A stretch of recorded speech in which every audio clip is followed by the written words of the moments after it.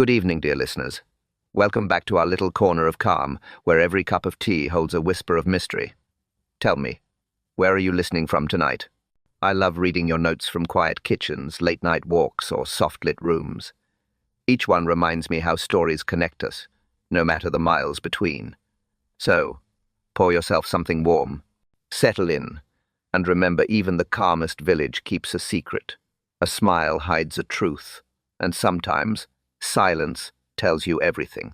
If you enjoy these quiet mysteries, tap like it helps our little tea room grow. Now, let's begin with another tale where comfort meets curiosity. The morning sunlight spilled gently over street. Mary Mead, touching the rooftops with a kind, golden hand. Miss Marple, shawl neatly folded over one arm, made her way down the cobbled lane toward the newly opened Roseleaf Guesthouse. It had replaced the old post office, freshly painted shutters, polished brass sign, and the faint scent of beeswax drifting through the open door. Inside, Mrs. Dolly Bantry was already chatting with the proprietor, a bright, fast-speaking woman named Mrs. Lenton. "Quite the improvement, isn't it?" Dolly said, tapping her umbrella for emphasis. "I told Jane this place would liven up the village. We might even see visitors again." Miss Marple smiled. "Visitors are pleasant enough, my dear. It's the ones who stay quietly that one must notice." Mrs. Lenton laughed, perhaps too quickly. "Oh, you'll find no secrets here, Miss Marple, only good breakfasts and better gossip." The air smelled faintly of lemon polish and something else faint but persistent. Not perfume, not cleaning fluid. Something earthy, almost metallic. Miss Marple's nose wrinkled slightly. Across the hall, a man in a grey suit was arranging envelopes on a writing desk. "Mrs." Lenton's eyes flicked toward him with the briefest hesitation before she turned back. "That's Mr. Redmayne," she said. "A travel writer. Very quiet. Keeps to himself." "Ah," Miss Marple said gently. "The quiet ones do indeed." A bell rang faintly from the kitchen. "Mrs." Lenton excused herself, bustling away with too much energy for such a small sound. Dolly leaned close. "Jane, do stop sniffing the air like that. You look as if you've caught a scandal in the curtains." Miss Marple didn't answer at once. Her gaze had shifted to the writing desk. The man in grey had stepped out just for a moment, but he'd left his pen uncapped. A drop of ink spread slowly across the paper, forming a violet bloom that darkened as it dried. When he returned, he noticed it instantly, and instead of blotting it, he tore the entire page in half. Miss Marple's eyes followed the sound of the tear. Calmly, politely, she folded her gloves. "Strange," she murmured. He tore the page, before reading what he'd written. The bell rang again, sharper this time, and from upstairs came the faint thud of something heavy hitting the floor. The next morning, Miss Marple returned to Roseleaf Guesthouse under the pretense of sampling Mrs. Lenton's scones. Dolly Bantry, of course, came along for moral support, she claimed, though her real purpose was to observe. The dining room looked charming enough. Fresh flowers on every table, polished cutlery, sunlight bouncing softly off the teacups. Everything was spotless. Perhaps too spotless. "Isn't it delightful?" Dolly said, peering around. "I told you this place would raise the tone of the village." "Yes," Miss Marple murmured, stirring her tea. "Almost unnaturally so. There's a kind of precision that suggests something being hidden rather than shown." Dolly blinked. "Honestly, Jane, only you could find menace in a napkin fold." Before Miss Marple could reply, "Mrs." Lenton appeared from the kitchen carrying a silver tray. Her smile was broad, practiced, and unblinking. "Fresh lavender scones today, ladies. Straight from the oven." Lavender again. Miss Marple's eyes moved to the small sachet tied to the tray's handle, a neat little pouch embroidered with violet thread. "What a lovely touch," she said lightly. "Do you make those yourself?" "Oh, yes," Mrs. Lenton replied too quickly. "Every one of them. They keep the air pleasant." "And the guests calmer?" The woman's laugh faltered for a fraction of a second. "Quite right, Miss Marple. A peaceful scent for peaceful people." As Mrs. Lenton turned away, Miss Marple noticed the man from yesterday, Mr. Redmayne, sitting near the window, writing again. His posture was stiff, his attention fixed. Each time he dipped his pen, he looked toward the kitchen door as if expecting someone. "Strange fellow," Dolly whispered. "He barely looks up when spoken to." "Writers are like that," Miss Marple said, "though I can't help wondering why a travel writer never seems to travel beyond the breakfast table." Mr. Redmayne folded the paper, slipped it into an envelope, and sealed it with a single drop of wax. Violet wax. Then, noticing Miss Marple's gaze, he smiled politely and carried it upstairs. When he was gone, Miss Marple's attention drifted to the sideboard behind Dolly. There, arranged perfectly in a line, were 6 identical lavender sachets, each tied with matching violet string. She leaned closer. One was slightly smaller, its stitching finer, its scent stronger. "Dolly," she said quietly, "do you ever find perfection a little exhausting?" Dolly laughed. "I find you exhausting. Why?" "Because, my dear," Miss Marple murmured, "perfection is usually rehearsed." At that moment, a breeze slipped through the open window and knocked one sachet to the floor. It split open, spilling not lavender, but grey paper dust. Miss Marple didn't move. She simply looked down. "That," she said softly, "wasn't lavender at all." By the following afternoon, the whole village had begun to talk about the newest guest at Roseleaf. A man with a cane and a narrow face. Arrived late in the evening. No luggage, except for a black leather case. Mrs. Price from the bakery swore she'd seen him pay with old coins, sovereigns no less. Mrs. Lenton called him Mr. Greaves, but offered nothing else, and that, naturally, only fueled the whispers. When Miss Marple and Dolly passed by the Guesthouse after church, they found Mrs. Lenton sweeping the front steps, humming with studied cheerfulness. "Busy morning, I see," Miss Marple said pleasantly. "Always something to do, Miss Marple." "Mrs. Lenton replied, her broom halting just slightly. "We've had a new guest, a gentleman visiting for rest." "Nothing more." "Rest?" Dolly asked, arching a brow. "He's staying in a guest house above a tea room." "That's not rest, that's gossip with breakfast." Mrs. Lenton forced a small laugh. "He's a private man. I respect privacy here." But later that day, when Miss Marple stopped by for tea, she noticed small inconsistencies. A second breakfast plate left in the corner, though only one guest had been registered. 2 sets of muddy footprints in the hallway, and an envelope on the front desk unaddressed, but sealed with violet wax, the same shade she'd seen before. Mr. Greaves appeared mid-afternoon, tall, pale, impeccably polite. He spoke little, but when he did, his voice was careful, as if measuring each word before releasing it. "I do hope," he said, meeting Mrs. Lenton's eyes, "that my correspondence has arrived safely." Mrs. Lenton's hands paused mid-motion. Yes, of course." Miss Marple watched the exchange closely. The woman's smile held firm, but her knuckles had gone white around the teapot handle. When Mr. Greaves took his seat by the window, the air itself seemed to quiet. Later, Dolly leaned close. "I don't like him," she whispered. "He has the look of someone who knows more than he should." "Perhaps he does," Miss Marple said softly. "Or perhaps he's the reason others are pretending to know less." Mr. Greaves raised his cup delicately, sipping without glancing their way. On the rim of his teacup, a faint trace of violet wax gleamed under the light. Miss Marple's gaze lingered. He smiled slightly, as if aware of it, and in that polite, wordless moment she realized he wasn't resting at all. Evening fell early over Street Mary Mead, a soft drizzle turning the cobblestones slick and dark. Inside Roseleaf Guesthouse, lamps glowed warmly against the rain. The hum of conversation was low, steady, almost domestic. Too domestic, Miss Marple thought. Quiet could be as misleading as noise. She and Dolly Bantry had just finished their tea when the sound came faint at first, like a sigh pressed through wood. Then a sharper noise followed. Glass breaking. Mrs. Lenton rushed from the kitchen, hand over her mouth. "Oh dear! Oh my word, Mr. Redmayne's room!" Without hesitation, Miss Marple stood. "Perhaps he's hurt himself." They hurried up the narrow staircase. The air changed halfway up, cooler, touched with something acrid, chemical. Not smoke, not quite. Ink. Spilled ink, sharp and unmistakable. The door to Mr. Redmayne's room stood ajar. A candle flickered inside, casting long, uneasy shadows. The desk was overturned, pages scattered, the ink bottle shattered on the rug, a dark violet stain spreading like bruised silk. "Mr. Redmayne?" Dolly called softly. No answer.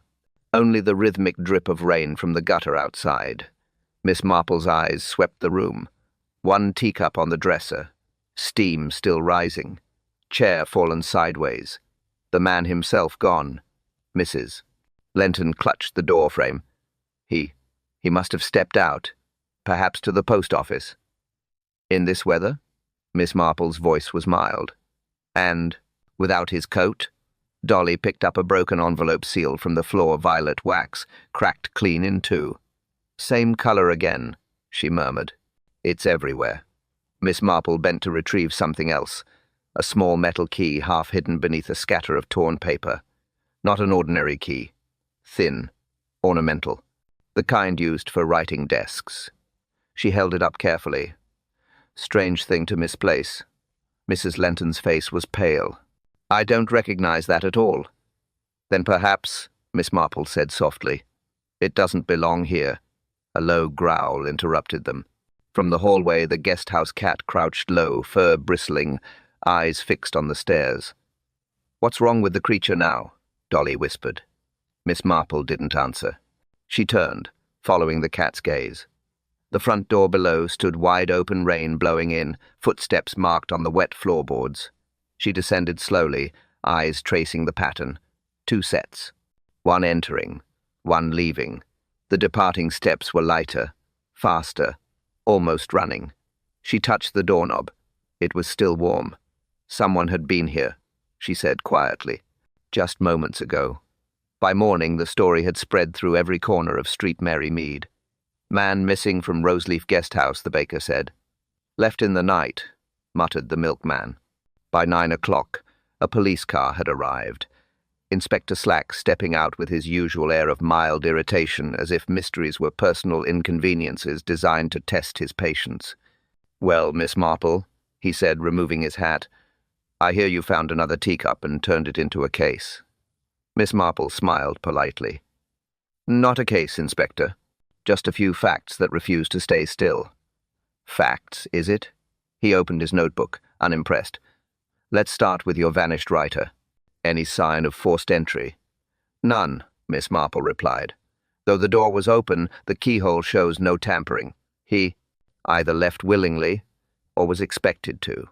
Slack grunted. "And the broken ink bottle?" "Violet ink," she said softly. "The same shade as the wax used on several envelopes in the Guesthouse. Curiously consistent for accidents, wouldn't you say?" Dolly Bantry folded her arms. "And there's that key. Jane found the tiny one from his rug." Slack examined it, frowning. "Writing desk type. Not from this room." "Indeed," Miss Marple murmured, "which means either Mr. Redmayne brought it, or someone else dropped it here." He jotted something down, muttering. "Could be he left town quietly. People do that, you know." "Yes," she said, "but they rarely leave half a letter addressed, unfinished, and still damp with ink." He looked up sharply. "Half a letter?" She nodded. "Found under the dresser, only 2 words written. Tell her, then nothing." Slack's eyes narrowed. "Tell who?" "That," Miss Marple said, "depends on who the her was meant to be. Mrs. Lenton, perhaps. Or maybe someone else entirely." They went downstairs to the kitchen, where Mrs. Lenton waited, pale and composed. The inspector questioned her briskly where she'd been, who had keys, what she knew of her guests. She answered smoothly, never hesitating. But when Slack asked about Mr. Greaves, her hands trembled slightly. "The gentleman upstairs?" she said quickly. "Why he keeps to himself." Slack paused. "Did you say upstairs?" Her lips parted, but no sound followed. Miss Marple turned her head slowly toward the staircase. A soft creak echoed above them. Then silence. Slack reached for his revolver, eyes narrowing. "I thought you said he checked out this morning." Mrs. Lenton swallowed hard. "He did," she whispered. The inspector looked toward Miss Marple. She nodded toward the ceiling. "Apparently not, Inspector." Inspector Slack climbed the narrow stairs, his boots heavy on the wooden steps. Miss Marple followed, quiet as a shadow. The air on the landing was thick with the faint, dry scent of lavender. From the last room on the right came a soft clink porcelain meeting wood. Slack pushed open the door. "Mr. Greaves." The tall man turned from the table, unhurried, calm. "Inspector, Miss Marple, you startled me." "Not easily done, I'd wager," Slack said dryly. "Care to tell us why you're still here? Mrs. Lenton claims you checked out this morning." "Mr." Greaves smiled faintly. "I was preparing to leave when the rain began. Hardly a crime to wait for clear skies." "Depends what you're waiting for," Miss Marple said gently, her gaze falling to the tray beside him. 2 cups, both half full. "Expecting company?" He looked down as if noticing them for the first time. "Mrs. Lenton brought tea. I hadn't realized she left both cups." Slack picked one up, still warm. He set it down again. "Mind if we ask what's in that case of yours?" "A collection," Greaves replied smoothly. "Letters, stamps, a harmless hobby." At the mention of stamps, Miss Marple's eyes flickered, a thought surfacing. The violet ink, the sealed envelopes, the missing writer. She moved toward the window, noting a lavender sachet placed neatly on the sill, identical to those from the dining room. Only this one was untied, the ribbon loosened. Inside, she glimpsed the corner of a small folded paper. "How thoughtful," she said softly. "You brought one of Mrs. Lenton's sachets up here?" Greaves' tone was calm. "A token from my hostess. She insists they soothe the nerves." "And do they?" "For some," he said. "Others find them distracting." Downstairs, voices rose. Mrs. Lenton speaking quickly to Dolly Bantry. The inspector caught fragments through the floorboards. He left before dawn. No one entered his room. "Nothing missing, I swear." Slack raised an eyebrow. "She says you left before dawn, Mr. Greaves." Greaves met his gaze without flinching. "Then Mrs. Lenton must be mistaken." Miss Marple lifted the sachet fully now, unwrapping the paper from within. Her eyes narrowed slightly. A torn half-letter. The same violet ink. The same phrase. "Tell her." She turned it toward Greaves. "Would you care to finish the sentence, sir?" For a moment, silence hung between them. Then his voice, low and measured. "No, Miss Marple. I believe she already knows." Downstairs, something shattered the sound of a tray hitting the floor. Mrs. Lenton's voice followed, shaking. "I told you he left before dawn." Miss Marple's hand rested lightly on the sachet. Her tone was calm, but her words were not. "Then why," she said, "is his tea still warm?" By mid-afternoon, the atmosphere inside Roseleaf had changed entirely. What had once been the gentle hum of teacups and chatter was now a hush of whispers, each one more uneasy than the last. Inspector Slack's constable had finished searching the upstairs rooms. His report was brief. "Mr. Redmayne's belongings are still here, sir. His suitcase, his wallet, even his typewriter. But there's no sign of him." Slack frowned. "No footprints leading away?" "Only one set outside," the constable replied. "Leads toward the lane, then disappears near the hedge." "Rain would have washed the rest away," Slack muttered. Miss Marple was standing near the hall window, her knitting folded neatly in her hands. "He didn't walk far," she said quietly. "Why do you think that?" Dolly asked, lowering her voice. "Because," Miss Marple replied, "he left without his walking stick, and I've never known a man with bad knees to take more than 3 steps without it." Slack turned sharply. "You're certain?" She pointed to the umbrella stand beside the door. The cane rested there, upright, still damp from the night before. The inspector sighed. "So he left without his stick, without his coat, without his money, and apparently without his wits." Miss Marple didn't smile. "Or someone helped him leave." Dolly glanced around the room uneasily. "Then where would they take him? There's nowhere to hide a man in a village this small." "There's always the cellar," Miss Marple murmured. The group exchanged looks. Slack motioned for the constable. "Check it." The cellar door creaked as it opened, revealing the faint, familiar scent of lavender. The inspector descended first, lantern in hand. Shelves lined the walls, stacked with jars of jam, sacks of flour, and bundles of dried herbs tied neatly with violet string. Miss Marple followed slowly, her eyes catching on something unusual, a smudge of ink on the banister. Not black. Violet. "Inspector," she said softly. "Look at that." Slack bent close, frowning. "More of that cursed ink. What's it doing down here?" They reached the bottom step. The stone floor was uneven, damp in places. Near one wall, a stack of old crates stood askew. Slack moved one aside, then froze. Behind it lay a single glove. A man's glove, torn at the wrist, stained faintly with ink, and something darker. "Redmayne's," Dolly whispered from above. Miss Marple picked it up gently. "Perhaps. Or perhaps someone wanted us to think so." The inspector straightened. "We'll search the grounds again. Thoroughly this time. Back upstairs, Mrs." Lenton stood rigid by the counter, her smile gone, her hands trembling slightly as she wiped the same spotless teapot over and over. "Mrs. Lenton," Slack said, "when did you last see Mr. Redmayne?" She hesitated just a fraction too long. "Yesterday evening," she said finally. "He said he'd be retiring early." Miss Marple's gaze drifted toward the coat rack near the door. It stood just as before, hats neatly hung, scarves folded, umbrellas aligned, and there, third from the left, was a man's dark overcoat. She looked at Slack, voice calm, measured. "Inspector," she said. "His coat is still hanging by the door." The rain had passed by evening, leaving a dull silver mist over Street Mary Mead. The lanes glistened, and Roseleaf Guesthouse stood unnaturally quiet. Even the sign outside creaked less than usual, as though holding its breath. Inside, Inspector Slack gave short orders. "Search the back garden. Check the sheds. Every corner. If he's not alive, we'll find something that says why." Miss Marple didn't join the search. She lingered in the hallway, eyes moving across the space with the patience of someone reading a book no one else could see. Every item, every trace, every silence, she read them all. Dolly, nervous as ever, stood beside her.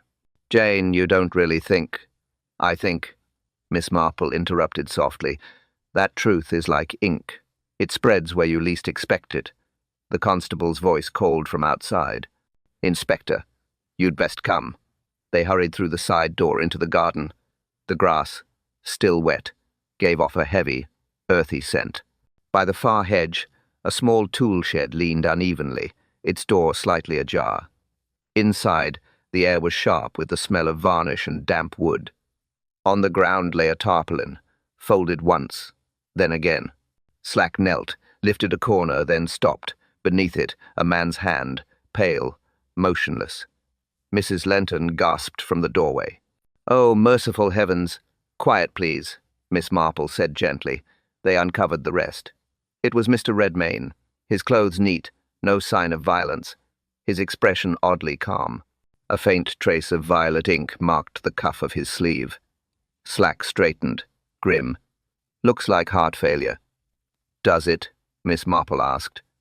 She bent closer, examining his right hand. "He's left-handed, isn't he?" "I wouldn't know," Slack muttered. "He was," she said simply. "I watched him write at breakfast. But notice his pen stains are on the right hand, not the left." Slack frowned. "So? It means he handled someone else's pen," she said quietly. "Or someone wanted us to think he did." Dolly shivered. "Oh, Jane, this is horrid." Miss Marple continued her inspection. "Look at his shoes, Inspector. Mud only on one heel. He didn't walk here from the lane. He was placed here after the rain stopped." Slack's pen scratched against his notebook. Then whoever moved him knew the weather well. "Or waited for it," Miss Marple said. Something metallic caught her eye, a faint glint beneath the workbench. She stooped, retrieving a small object.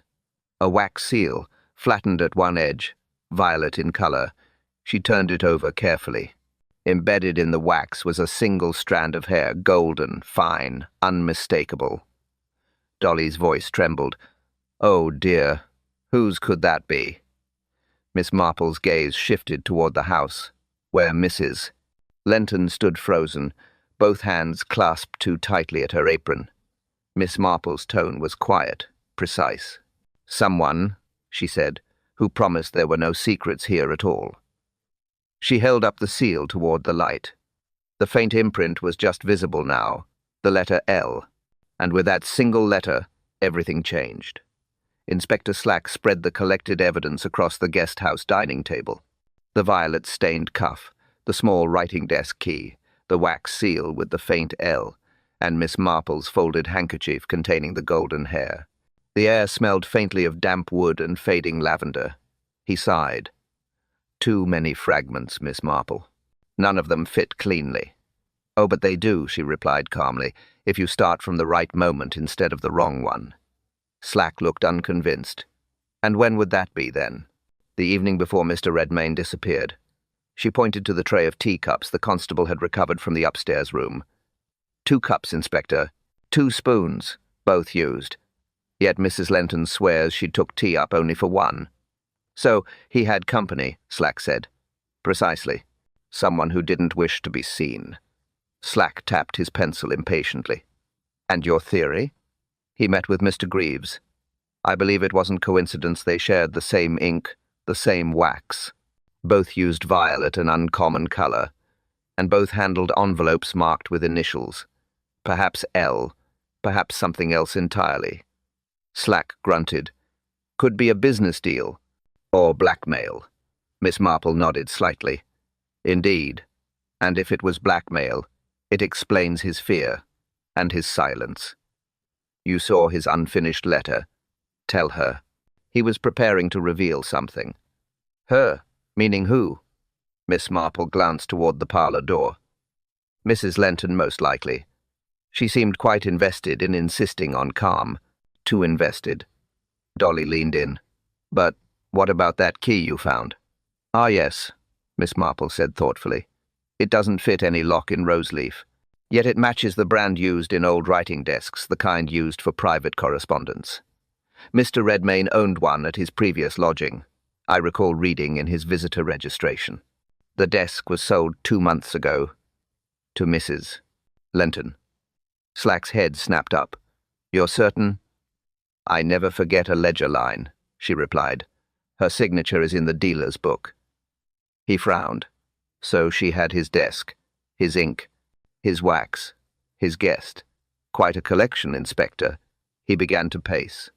So, the motive she was hiding. Something written? A letter? A confession? Or destroying it? Miss Marple said softly. "Ink fades, but wax burns quickly." There was silence then, heavy and complete, broken only by the ticking of the wall clock. Slack looked at the constable. "Search every drawer, every cupboard. I want that desk." Moments later, the constable returned with a small antique writing desk dragged from Mrs. Lenton's private room. The key fit perfectly. Inside were letters, dozens of them all sealed with violet wax, each addressed the same way, to Lenton. Slack's brows knitted. Her husband? Miss Marple's eyes softened. Or someone using his name long after he'd gone. Slack flipped open the guest register and stared at the signature beside Mr. Redmayne. He exhaled slowly. "That's not his handwriting." Miss Marple nodded once. "Then who," she said quietly, signed the ledger? The rain had begun again, soft and unhurried, pattering against the windows of Roseleaf Guesthouse. Inside, Inspector Slack's confidence had grown. The clues seemed to point in one direction now, clear, convincing, and convenient. "Everything fits, Miss Marple," he declared, his tone sharp with satisfaction. "The wax, the letters, the desk all lead back to Greaves. The man's a fraud. Probably killed Redmayne over whatever those letters contained." Greaves sat calmly in the corner chair, hands resting on his knees. "Inspector, I assure you I've done nothing wrong." "You lied about leaving," Slack snapped. "You hid letters. You've been seen with Mrs. Lenton after dark." "Discussing antiques," Greaves replied evenly. She collects old correspondence.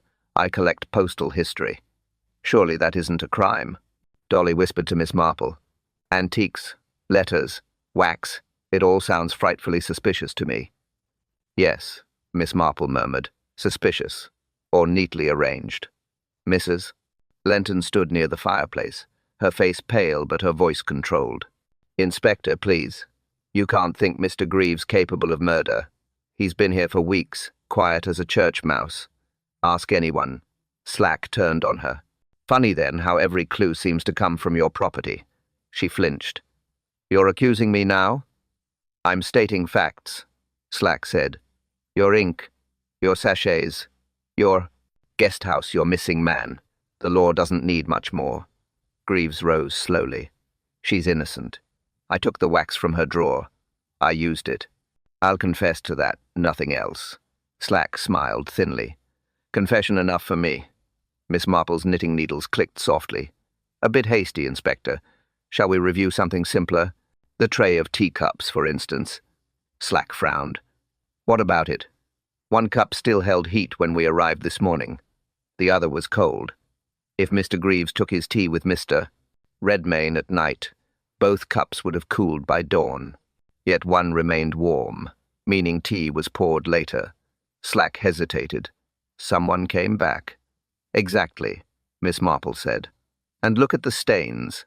The colder cup had lipstick on its rim. Dolly gasped. Lipstick? But none of the men. Precisely, Miss Marple said softly. A woman returned to that room after the man had gone. Mrs. Lenton's voice trembled. You're implying I was there? That's absurd. Not implying, Miss Marple corrected. Observing. Mrs. Lenton's control faltered. He was blackmailing me. My late husband left debts, letters, things no one should read. I went to beg for them back. He was alive when I left, I swear it. Slack leaned forward, sensing victory. There we have it. The confession we needed. Miss Marple's gaze was steady, calm. Confession, yes, but not to murder. Mrs. Lenton exhaled in relief, colour returning to her cheeks. Then you believe me? Miss Marple folded her hands, eyes soft but sharp. Not yet, my dear. Mrs. Lenton's lips curved into the faintest smile, one of triumph, one of escape. But Miss Marple was still watching her, and Mrs. Lenton smiled too soon. After Mrs. Lenton's shaken declaration, the drawing-room settled into uneasy quiet. The inspector paced, boots scuffing against the rug, while Dolly fussed with the teapot, refilling, cups no one intended to drink. Miss Marple sat still, her gaze drifting to the mantel where the lavender sachets were displayed again. Someone had set them out neatly during the commotion. 6 in a row, all tied with violet ribbon. She frowned slightly. Inspector, may I trouble you for that glove again? The one found in the cellar. Slack passed it over. What now, Miss Marple? I thought we'd wrung every clue out of that poor man's belongings. Sometimes, she said softly, we find answers not by searching harder but by noticing what shouldn't be there at all. She laid the glove flat on the table. The faint violet ink mark still stained its edge. Her eyes lifted toward the sachets. Would one of you fetch me that smallest sachet, please? The one on the end. Dolly obliged, setting it down beside the glove. Looks the same to me. Ah, Miss Marple murmured. But it isn't. With delicate fingers, she untied the ribbon. Inside was not dried lavender, but thin grey paper dust, the same strange residue she'd noticed days before. Carefully, she dabbed her finger into it. Ink powder, she said. Used to blot violet ink. A clever way to hide stains. Slack frowned. So, our killer hid the ink in scented bags? To disguise the smell? Possibly, Miss Marple said. Or to keep it close at hand. She opened the glove's wrist seam slightly. A faint crunch answered her touch. From the lining, she pulled a small fragment of folded parchment torn cleanly, its edges smeared with wax. The inspector leaned closer. More paper? Not just paper, Miss Marple said, spreading it out. Part of a ledger receipt. Across the fragment was a single line of writing, faint but legible. Payment received Lenton Trust. April 12. Dolly blinked. Her husband's company? Miss Marple nodded. Or someone pretending to act in his name. Remember the ledger signature for Mr. Redmayne's stay? It wasn't his handwriting, it was hers. I recognized the flourish. Slack's jaw tightened. So she falsified his registration, dealt with him under false pretenses, and tried to cover it with lavender sachets and lies. Perhaps, Miss Marple said slowly, but consider this. If Mrs. Lenton forged his name, she'd have destroyed all proof of it. Yet this scrap survived. Why? Slack frowned. Carelessness. Miss Marple's eyes softened. No, because it was meant to be found. Dolly's hand stilled halfway to her cup. You mean someone planted it? Miss Marple folded the paper again, voice quiet, but certain. Yes. It was never lost. She looked toward the staircase, her tone dropping to a whisper. It wasn't lost, she said, setting the glove aside. It was planted. That evening, long after the constable had gone and the guest house had gone still, Miss Marple returned. She had asked Dolly Bantry to come along for company. She'd said, but Dolly knew better. When Miss Marple carried her knitting bag, it was never only for knitting. The front door creaked softly as they entered. The lamps were low, the air heavy with the faint perfume of lavender and polish. The quiet felt watchful, as if the walls themselves were listening. Jane, I do wish you'd wait for daylight, Dolly whispered. Creeping into crime scenes after dark isn't ladylike. Miss Marple smiled faintly. Fortunately, I've never relied much on daylight to see what's important. She moved carefully through the hall, her eyes settling on small things, the disturbed dust near the umbrella stand, a faint scuff on the stair rail, a candle wick trimmed shorter than the others. Every mark told a story. Dolly, would you fetch the lantern?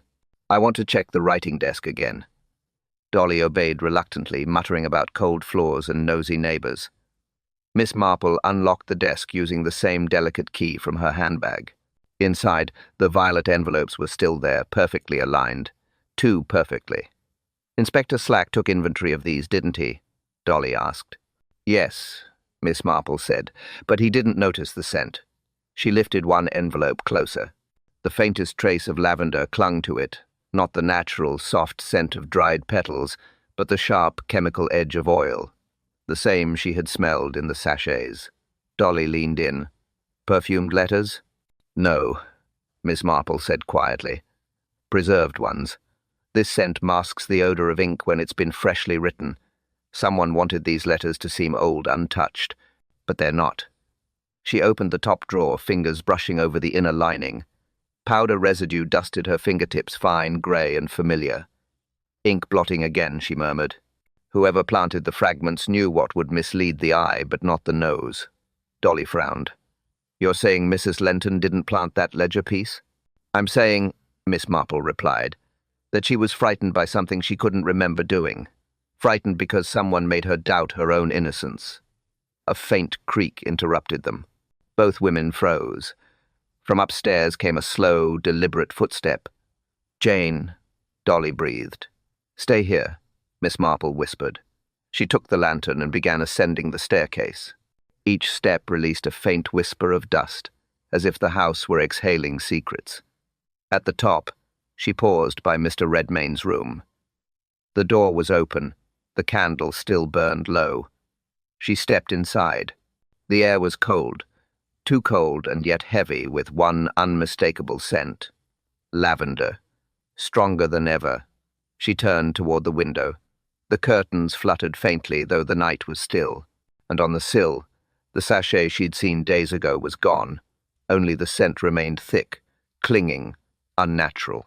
Miss Marple's eyes narrowed. The smell of lavender, she whispered. But no, flowers left. They met in the parlour. Inspector Slack, Mrs. Lenton, Mr. Greaves, Dolly. Miss Marple sat nearest the writing desk. She spoke softly. We'll keep to facts. 1, 2 teacups in Mr. Redmayne's room. 1 warm at dawn, 1 cold. The warm cup shows someone returned later. The cold cup has lipstick. A woman visited late. She left. He lived. Mrs. Lenton swallowed. I asked for my letters. He refused. I left him alive. 2, Miss Marple continued. The body was found after the rain had stopped, mud on one heel only. He did not walk there. He was carried, or moved with care. Inspector Slack nodded. Placed in the shed. 3, Miss Marple said, opening the drawer. Violet envelopes. They smell of lavender oil, not petals. Oil covers fresh ink. These letters were made to seem old. They are not. Greaves watched quietly. 4, she said, lifting the small sachet Dolly had fetched earlier. The sachets do not hold lavender. They hold ink powder.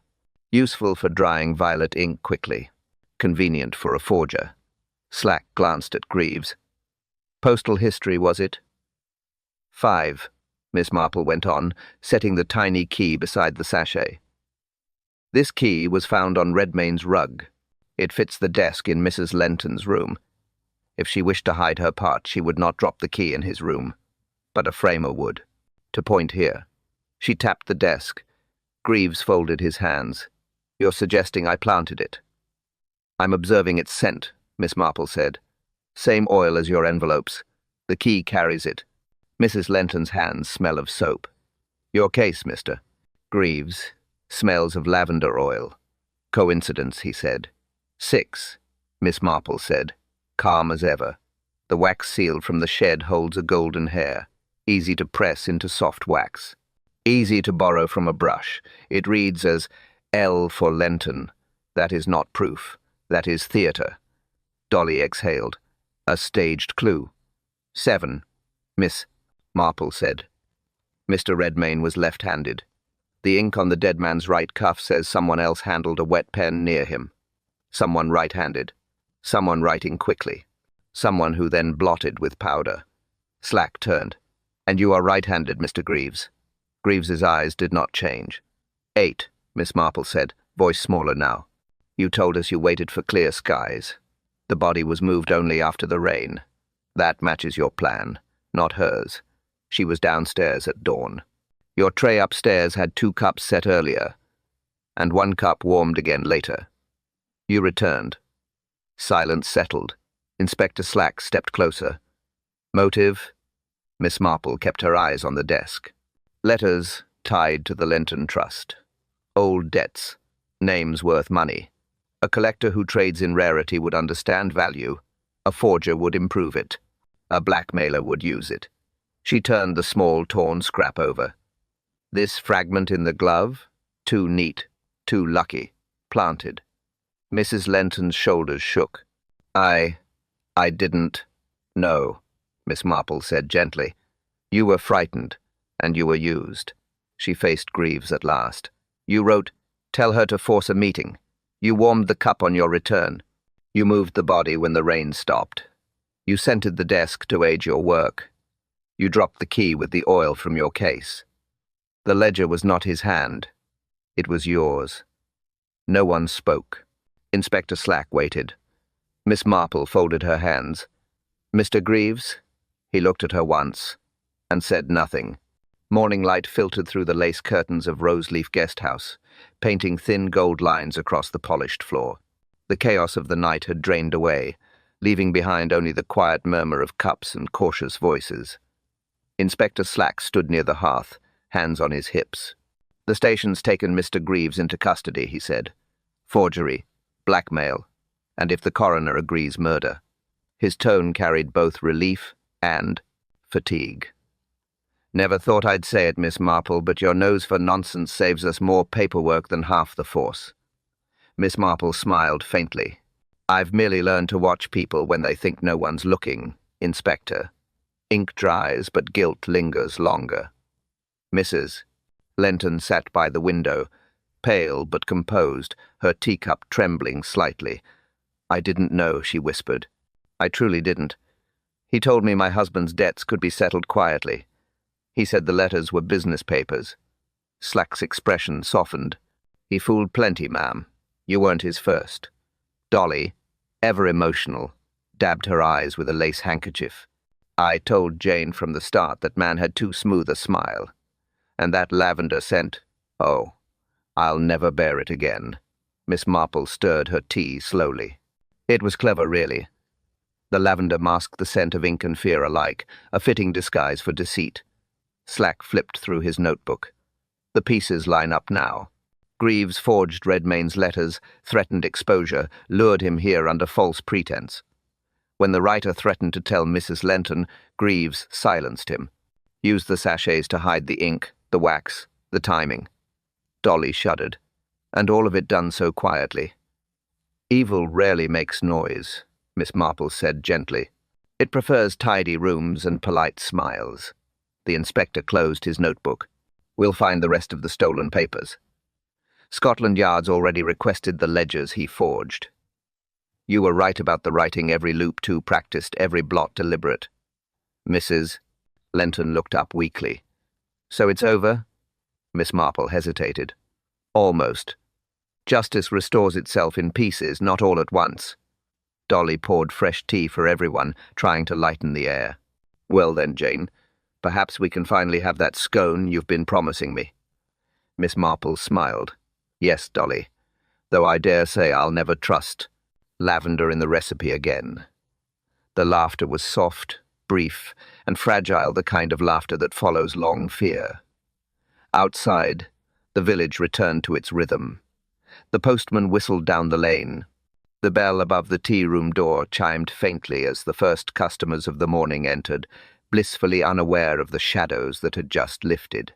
Miss Marple set her cup down, eyes drifting toward the window where light touched the empty sign swinging in the breeze.